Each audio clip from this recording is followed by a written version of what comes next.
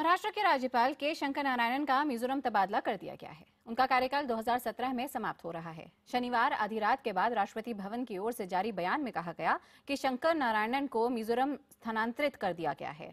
82 साल के शंकर नारायणन अब मिजोरम के गवर्नर का कार्यभार संभालेंगे।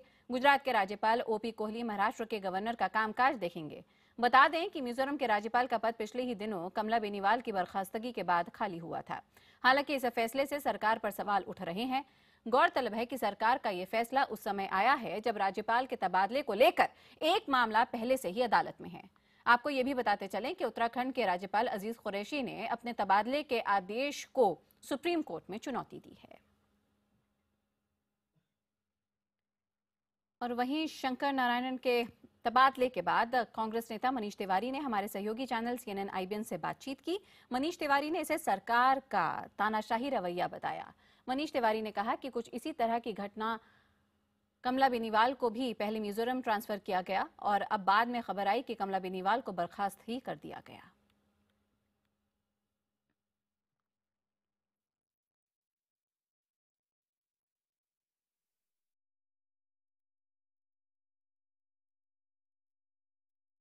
और 2 दिन पहले उत्तराखंड के राज्यपाल अजीज कुरैशी की याचिका पर सुप्रीम कोर्ट ने केंद्र सरकार को नोटिस भेजा था। दरअसल अजीज कुरैशी ने गवर्नर पद से इस्तीफा देने के लिए मोदी सरकार की तरफ से बनाए जा रहे दबाव के खिलाफ याचिका दी। अपनी याचिका में उन्होंने गृह सचिव द्वारा फोन करके इस्तीफा देने के लिए कहे जाने को अवज्ञा और दुस्साहस करार दिया और सवाल भी उठाए। बता दें कि यूपीए सरकार के समय में नियुक्त किए गए कई राज्यपालों ने एनडीए सरकार द्वारा गृह सचिव के जरिए भेजे गए संदेश के बाद इस्तीफे दे दिए। और राजनीतिक संपादक पल्लवी घोष इस वक्त हमारे साथ हैं। और पल्लवी, सेक्शन 156 के तहत पहले ही सुप्रीम कोर्ट अजीज कुरैशी के मामले में टिप्पणी कर चुका है, उसके बाद एक और ऐसी खबर।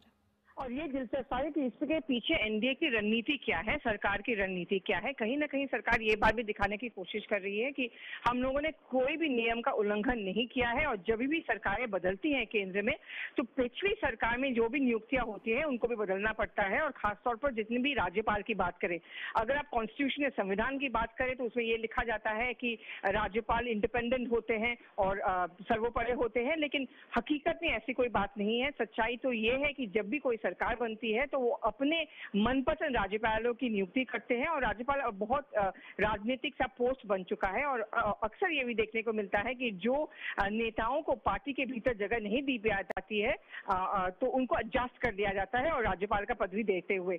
तो ऐसे में हमेशा से इंडिया ने अपने बचाव में ये कहा है कि आप हमारे ऊपर आरोप कैसे लगा सकते हैं। जब यूपीए में भी जब पहली बार सत्ता में आए थे 2004 में, उस समय में भी उन्होंने एनडीए के दौरान जितने भी राज्यपाल को नियुक्त किया गया था उन सबको भी हटा दिया गया था। तो ऐसे में यही दलील रहेगी सरकार के सुप्रीम कोर्ट के सामने।